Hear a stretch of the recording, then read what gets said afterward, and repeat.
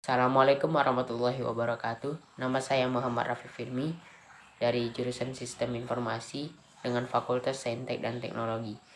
Kali ini saya akan membawakan judul Peran Sistem Informasi Manajemen terhadap Perkembangan Perusahaan.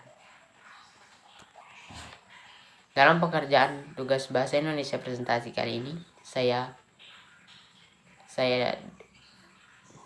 mengerjakannya dengan tim, yaitu dengan anggota diri saya sendiri. Dan rumusan masalah kali ini terdapat 3, yaitu apa itu sistem informasi manajemen, yang kedua tujuan dari sistem informasi manajemen tersebut, dan yang ketiga fungsi dari sistem informasi manajemen tersebut. Teknologi dan manusia saat ini menjadi dua hal yang tak terpisahkan. Kedua hal yang tak terpisahkan tersebut membentuk sebuah sistem yang disebut sistem informasi. Dengan adanya sistem informasi dalam kehidupan kita, sangat mempermudah kehidupan manusia itu sendiri. Dengan adanya sistem informasi tersebut juga dapat memudahkan kita dalam berbagai hal. Yang salah satunya ialah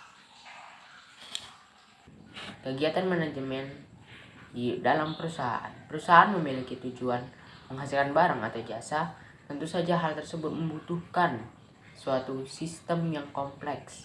Oleh karena itu, kali ini kita akan membahas peran sistem informasi manajemen dalam perkembangan perusahaan.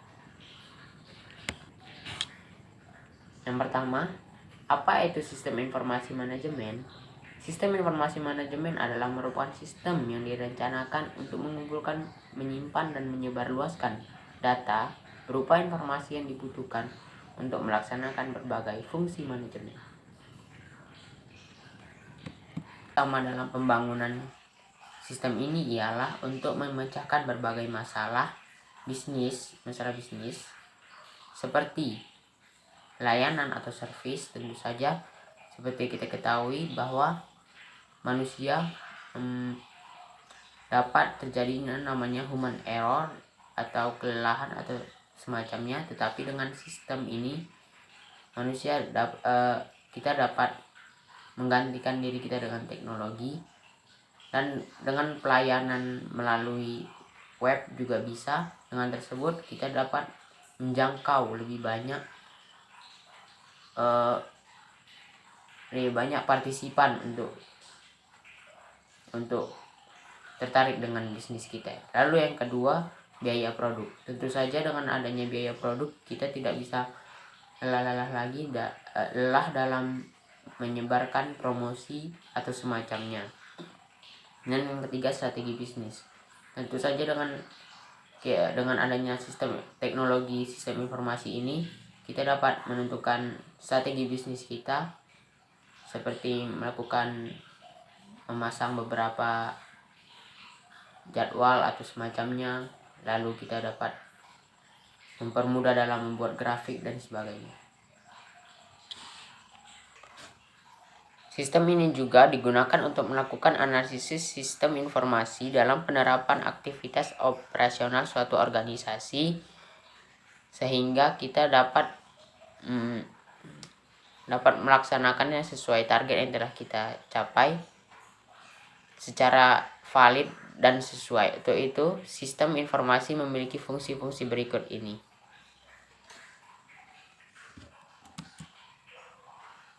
Bahwa dengan adanya sistem informasi kita dapat bekerja sesuai efisien, yaitu sesuai target, sehingga kita dapat menjalankan strategi bisnis kita seperti itu. Lalu timeliness, yaitu sesuai dengan tepat waktu, sesuai dengan apa yang keinginan kita, jadi dapat terjadi secara instan dengan adanya sistem informasi ini. Yang ketiga,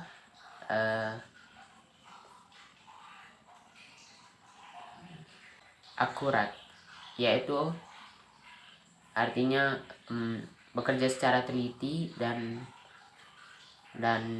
berhati-hati lah.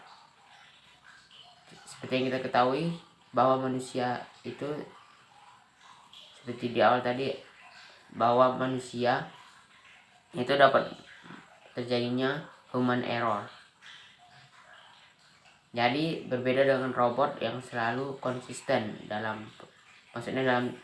teknologi yang selalu konsisten dalam pengerjaannya, karena mereka tidak terjadinya yang namanya kelelahan. Oke, lanjut.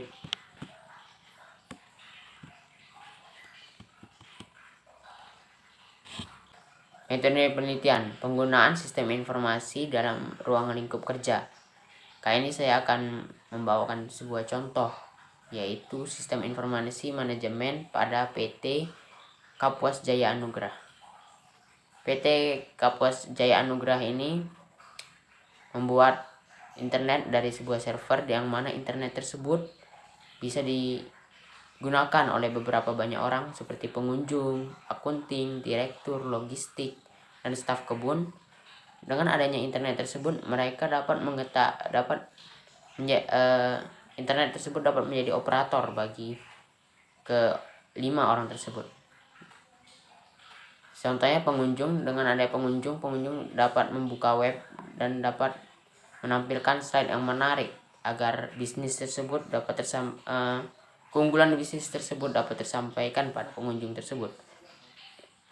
Lalu kepada akunting, direktur logistik, dan staf kebun yang lainnya, dengan hal tersebut mereka dapat diberikan tugas melalui internet tersebut. Lalu mereka juga dapat mengumpulkan tugas tersebut menuju internet tersebut tadi, sehingga ini menjadi sebuah fungsi yang efektif. Baiklah, kita masuk ke slide kedua. Baiklah, di gambar kedua ini kita dapat melihat bahwa ini adalah web atau blog untuk para pengunjung. Jika pengunjung tidak perlu melakukan login, tentu saja pengunjung tidak melakukan login dikarenakan pengunjung tersebut ingin mencari tahu apa yang menarik dari bisnis tersebut melalui internet ini. Lalu yang ketiga, ada form login admin untuk para staff dengan memasukkan user ID dan password dan jabatannya, sehingga dengan ini terjadinya adanya security cyber untuk blog tersebut, sehingga tidak mudah di hack atau tidak ada yang mengambil tugas orang yang lain, atau masing-masing bisa mendapatkannya tugasnya masing-masing melalui blog yang mengandung login dan beberapa password. Baiklah, kita lanjut. Baiklah,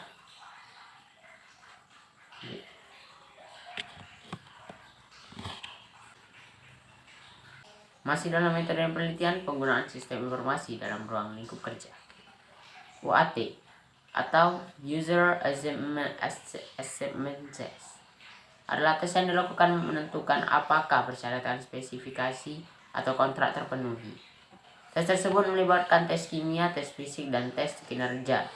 Kali ini terdapat beberapa tes yang diberikan kepada para pengguna sistem informasi tersebut, berupa pertanyaan seputar umur dari pengguna sistem informasi tersebut, lalu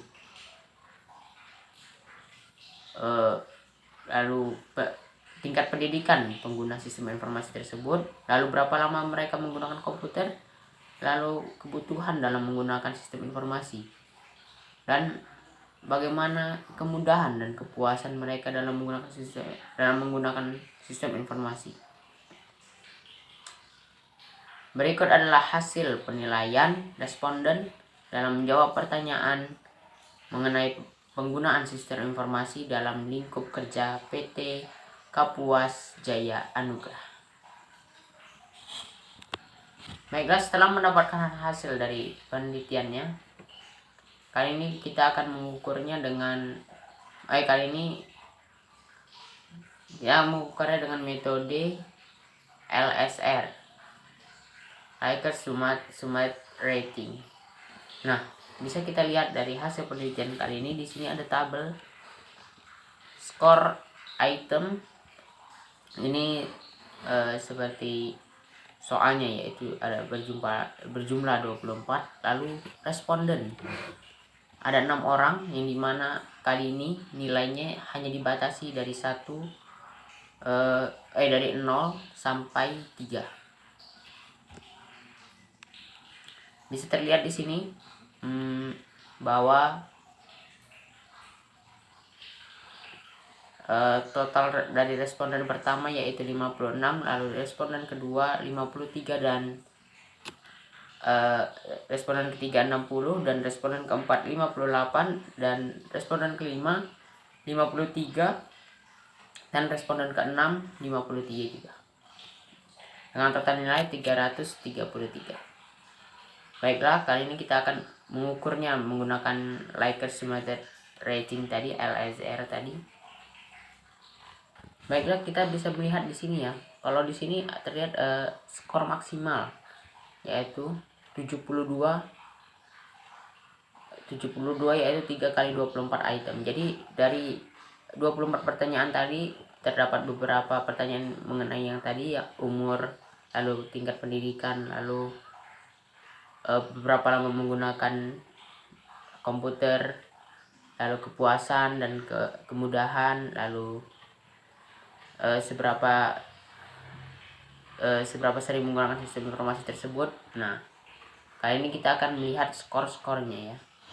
Nah, di sini ada skor maksimalnya, yaitu skor maksimalnya yaitu 72, yang mana 3 kali 24 item. Maksudnya ialah jika per orangnya ini memberikan nilai 3 pada salah satu jawabannya, maka skor maksimal untuk satu soalnya yaitu 3 kali 24 item. Jadi ini adalah skor untuk satu soal gitu. Skor minimalnya yaitu 0, seperti yang kita sudah kasih tahu tadi, yang sudah kita katakan tadi, bahwa kali ini skornya dapat dipilih dari 0 sampai 3. Akan tetapi pengguna atau responden di sini menunjukkan bahwa tidak ada yang memberikan angka 0 ya. Oke, lanjut kita lihat skor kuartil.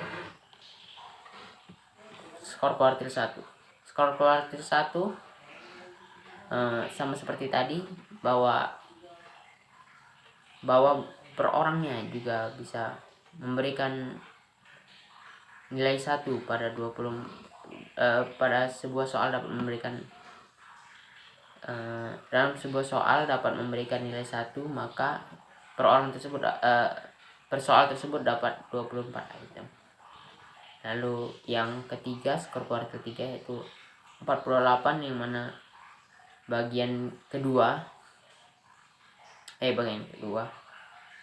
yang mana dapat memberikan nilai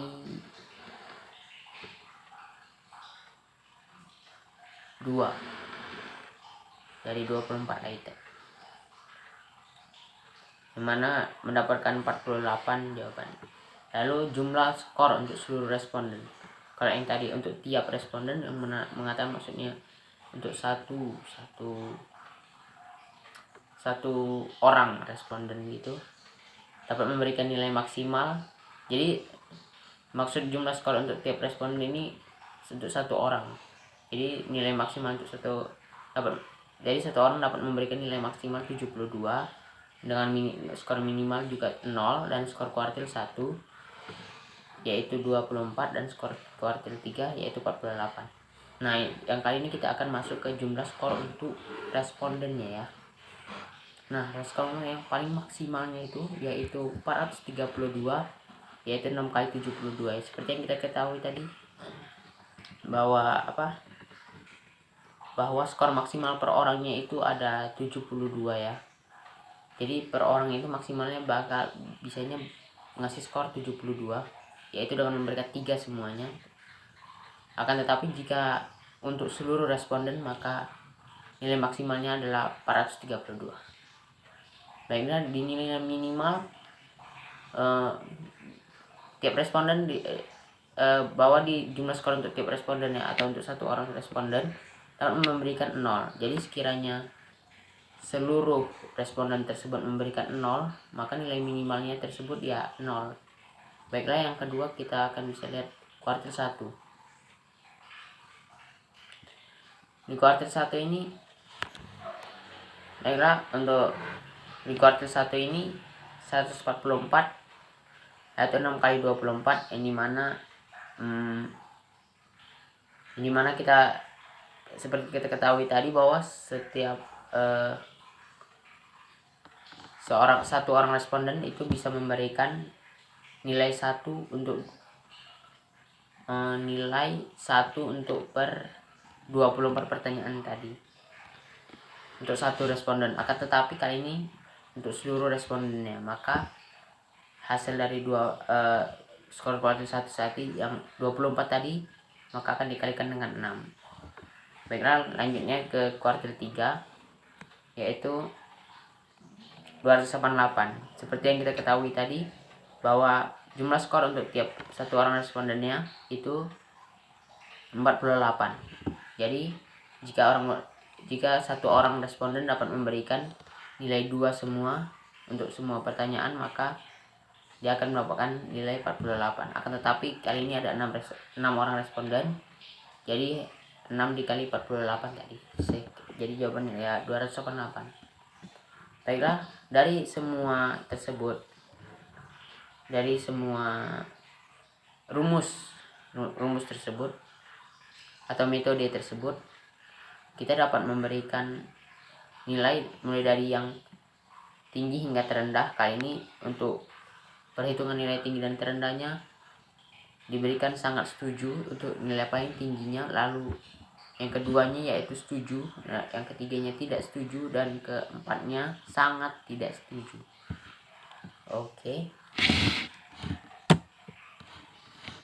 Baiklah, dari hasil yang kita lihat tadi bahwa hasil totalnya yaitu 333 yang berada pada tingkat sangat setuju ya. Nah, dari hal tersebut kita dapat mendapatkan analisis. Nah, berikut analisis hasil pengujiannya, yaitu perancangan dan pengujian sistem informasi manajemen PT Kapuas Jaya Anugrah.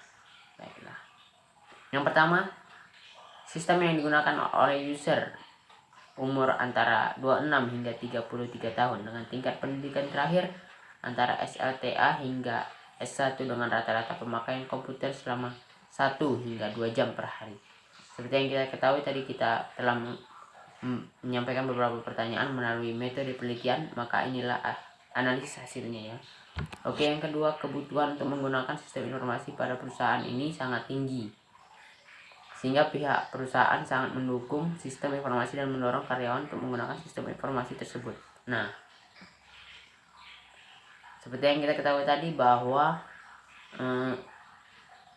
mereka tuh butuh sistem informasi tersebut. Tentu saja karena internet ini sangat memudahkan mereka, lalu mereka dapat mengumpulkan ya tugas-tugas melalui internet, lalu mereka juga mendapatkan tugas melalui internet. Itu adalah suatu hal kemudahan yang ditawarkan oleh sistem informasi. Lalu yang ketiga, input data dapat dilakukan dengan cepat sehingga data yang diperlukan bias didapat dengan mudah.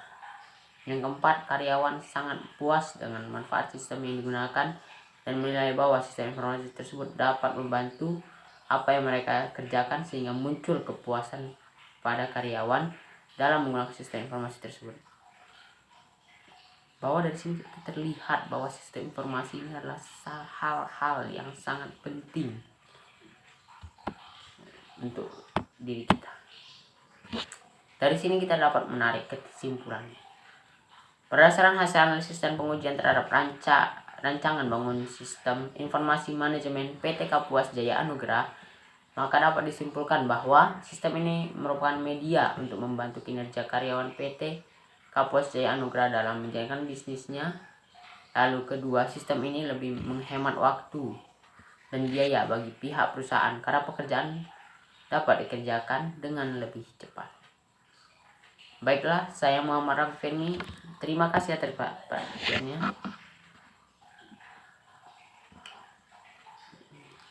Terima kasih atas perhatiannya. Jika saya ada salah, saya mohon maaf. Kepada Allah saya mohon ampun. Terima kasih sekali lagi. Assalamualaikum warahmatullahi wabarakatuh.